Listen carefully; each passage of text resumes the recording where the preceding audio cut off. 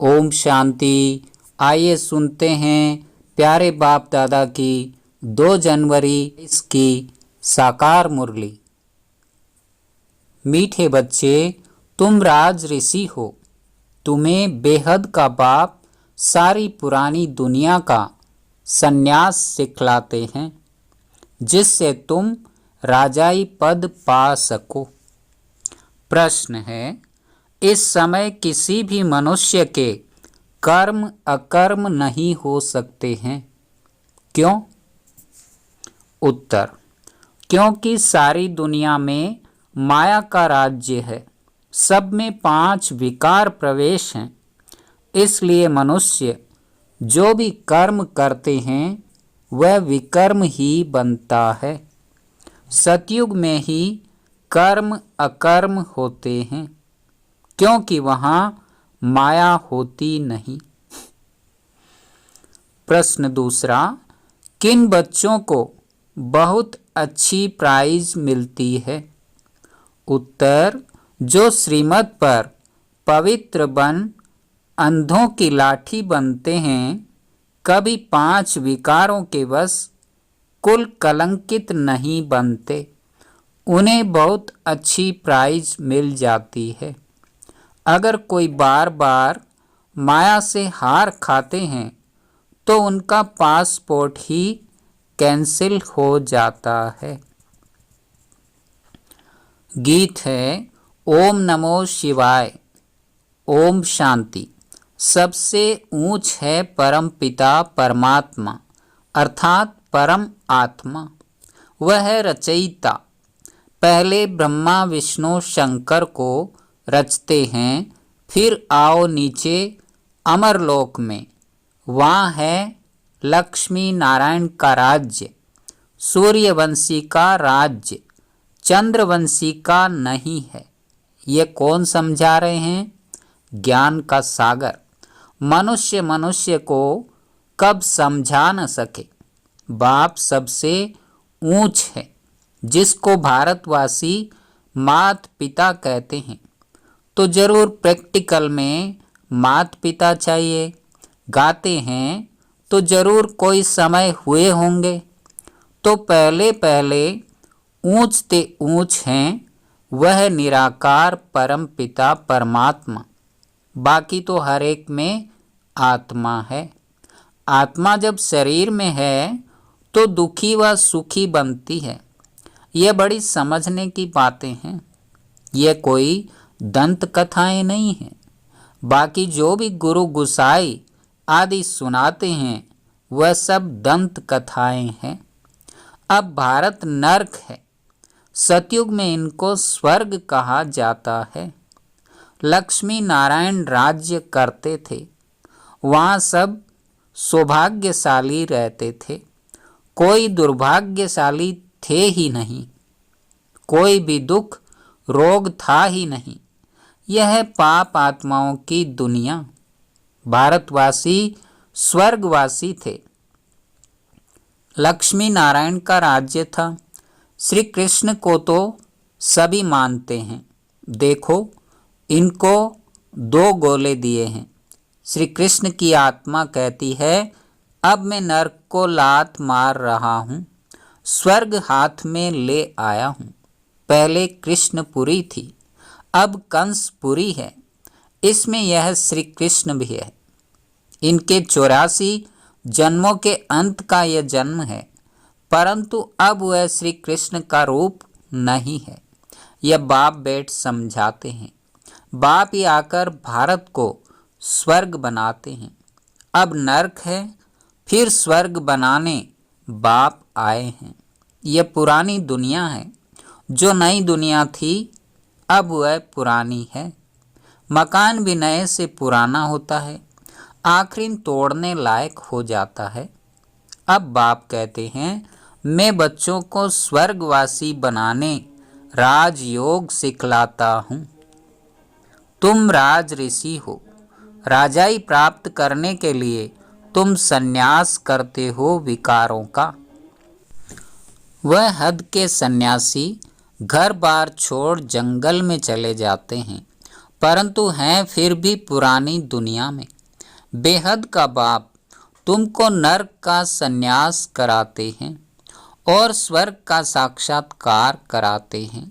बाप कहते हैं मैं आया हूँ तुमको ले जाने। बाप सभी को कहते हैं तुम अपने जन्मों को नहीं जानते हो।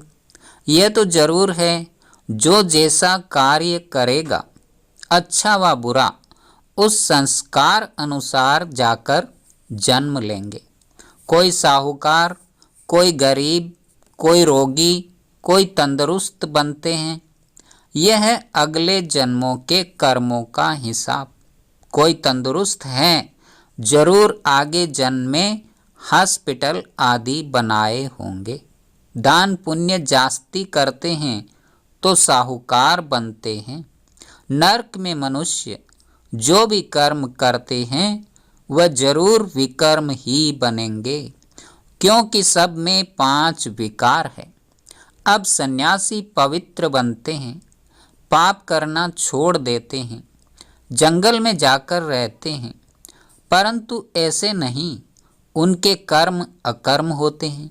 बाप समझाते हैं इस समय है ही माया का राज्य, इसलिए मनुष्य जो भी कर्म करेंगे वह पाप ही होंगे। सतयुग त्रेता में माया होती नहीं, इसलिए कभी विकर्म नहीं बनते, न दुख होगा। इस समय एक तो है रावण की जंजीरें, फिर भक्ति मार्ग की जंजीरें। जन्म जन्मांतर धक्के खाते आए हैं। बाप कहते हैं हमने आगे भी कहा था कि इन जब तब आदि से मैं नहीं मिलता हूँ। मैं आता ही तब हूँ जब भक्ति मार्ग का अंत होता है। भक्ति शुरू होती है द्वापर से। मनुष्य दुखी होते हैं तब याद करते हैं। सतयुग त्रेता में है सौभाग्यशाली और यहाँ है दुर्भाग्यशाली। रोते पीटते रहते हैं, अकाले मृत्यु होता रहता है। बाप कहते हैं मैं आऊँगा तब जब नरक को स्वर्ग बनना है। भारत प्राचीन देश है, जो पहले थे उनको ही अंत तक रहना है। 84 का चक्र गाया जाता है। गवर्नमेंट जो त्रिमूर्ति बनाती है उनमें होना चाहिए ब्रह्मा विष्णु शंकर, परंतु जानवर लगा देते हैं। बाप रचयिता का चित्र है नहीं और नीचे चक्र भी लगाया है। वह समझते हैं चरखा है, परंतु है ड्रामा सृष्टि का चक्र। अब चक्र का नाम रखा है अशोक चक्र। अब तुम इस चक्र को जानने से ही अशोक बन जाते हो। बात तो ठीक है, सिर्फ उलट पुलट कर दिया है। तुम इस 84 जन्मों के चक्र को याद करने से ही चक्रवर्ती राजा बनते हो। 21 जन्मों के लिए इस दादा ने भी 84 जन्म पूरे किए हैं। यह श्री कृष्ण का अंतिम जन्म है। इनको बाप बेट समझाते हैं। वास्तव में तुम सबका अंतिम जन्म है। जो भारतवासी देवी देवता धर्म के थे उन्होंने ही पूरे 84 जन्म भोगे हैं। अभी तो सबका चक्र पूरा होता है। अब यह तुम्हारा तन छीछी हो गया है, यह दुनिया ही छीछी है, इसलिए तुमको इस दुनिया से संन्यास कराते हैं। इस कब्रिस्तान से दिल नहीं लगानी है। अब बाप और वर्षे से दिल लगाओ। तुम आत्मा अविनाशी हो, ये शरीर विनाशी है। अब मुझे याद करो तो अंतमति सो गति हो जाएगी। गायन भी है अंतकाल जो स्त्री सिमरे।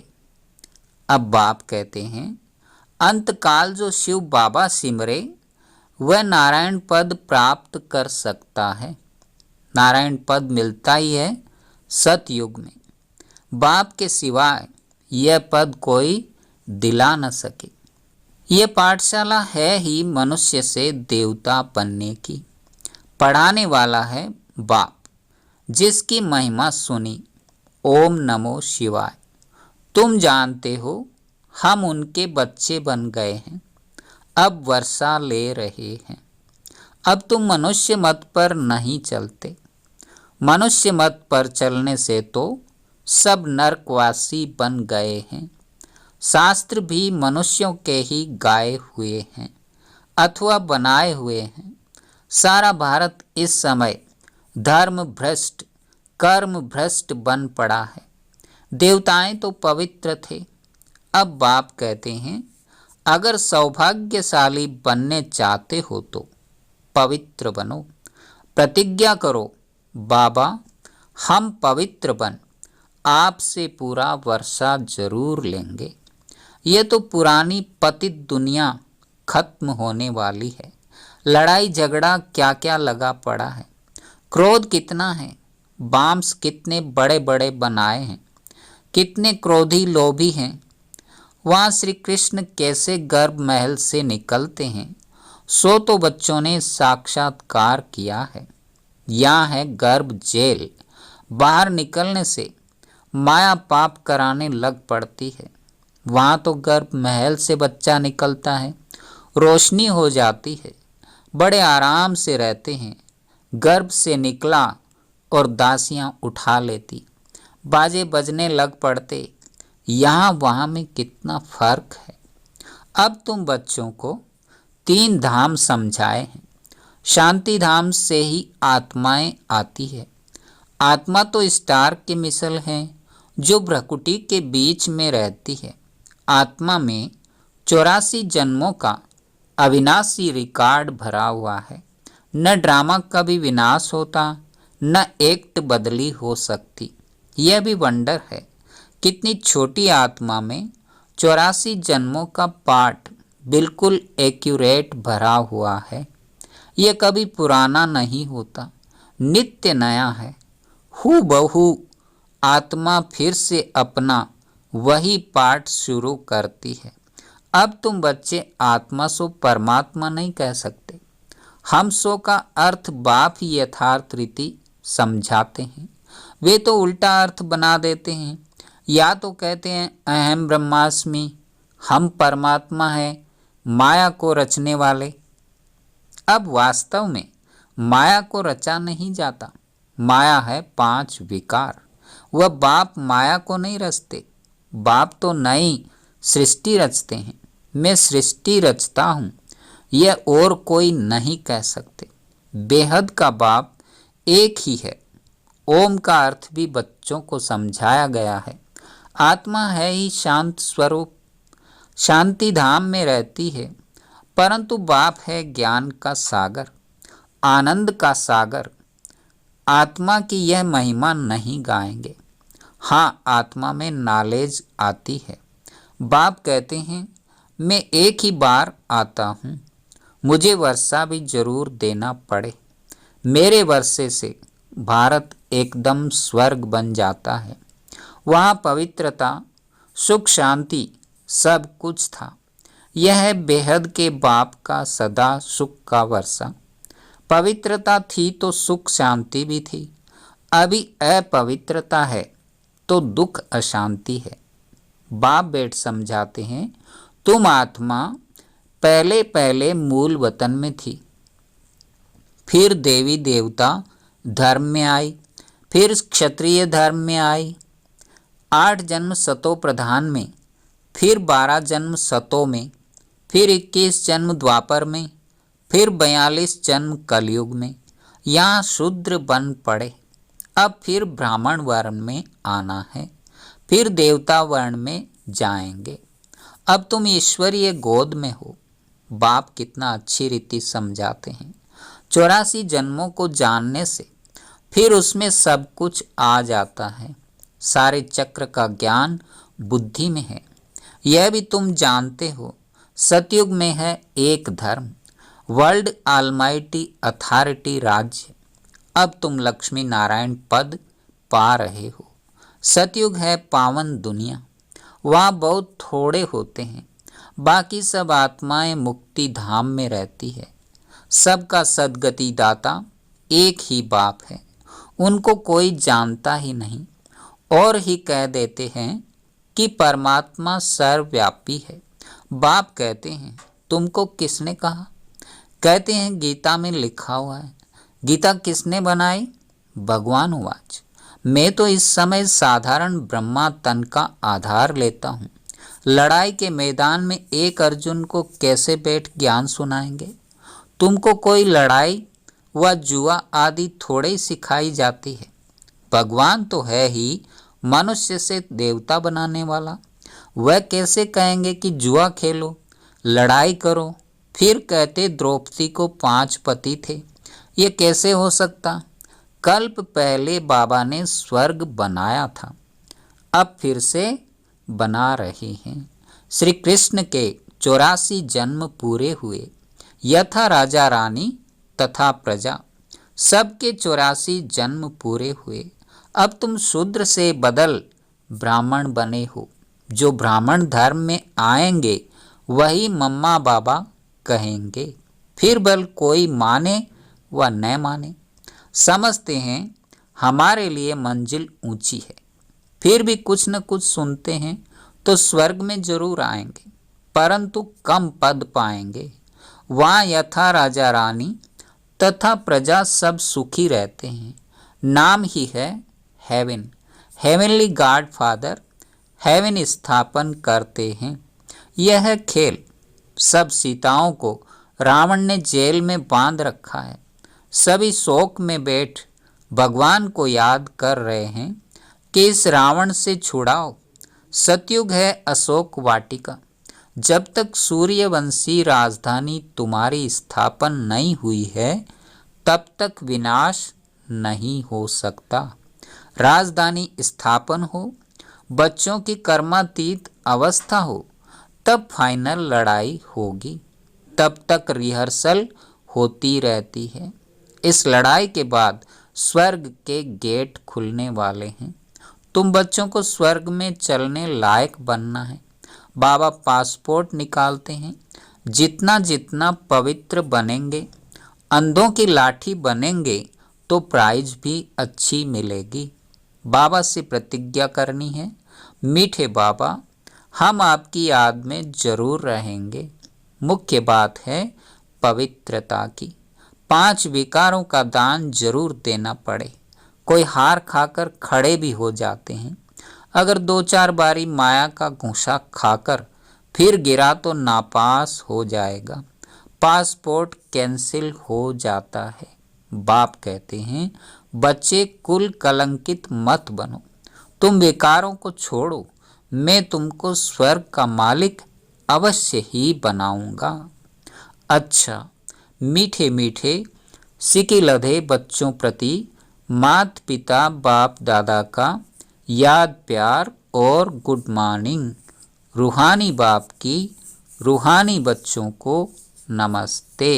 हम रूहानी बच्चों की रूहानी बाप दादा को याद प्यार, गुड मॉर्निंग और नमस्ते। धारणा के लिए मुख्य सार। सौभाग्यशाली बनने के लिए बाप से पवित्रता की प्रतिज्ञा करनी है। इस छीछी पतित दुनिया से दिल नहीं लगानी है। नंबर 2, माया का घुसा कभी नहीं खाना है। कुल कलंकित नहीं बनना है। लायक बन स्वर्ग का पासपोर्ट बाप से लेना है। वरदान, मन को बिजी रखने की कला द्वारा व्यर्थ से मुक्त रहने वाले सदा समर्थ स्वरूप भव। जैसे आजकल की दुनिया में बड़ी पोजीशन वाले अपने कार्य की दिनचर्या को समय प्रमाण सेट करते हैं, ऐसे आप जो विश्व के नव निर्माण के आधार मूर्त हो, बेहद ड्रामा के अंदर हीरो एक्टर हो, हीरे तुल्य जीवन वाले हो, आप भी अपने मन और बुद्धि को समर्थ स्थिति में स्थित करने का प्रोग्राम सेट करो। मन को बिजी रखने की कला संपूर्ण रीति से यूज करो तो व्यर्थ से मुक्त हो जाएंगे, कभी भी अपसेट नहीं होंगे। स्लोगन, ड्रामा के हर दृश्य को देख हर्षित रहो तो कभी अच्छे बुरे की आकर्षण में नहीं आएंगे।